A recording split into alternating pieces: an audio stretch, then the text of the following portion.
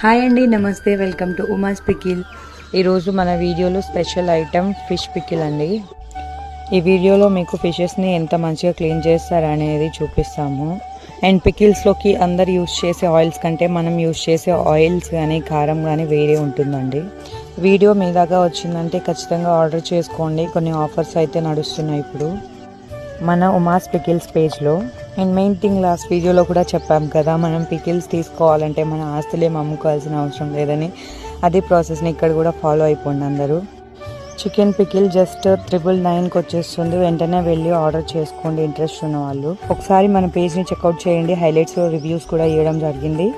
And thank you so much for watching.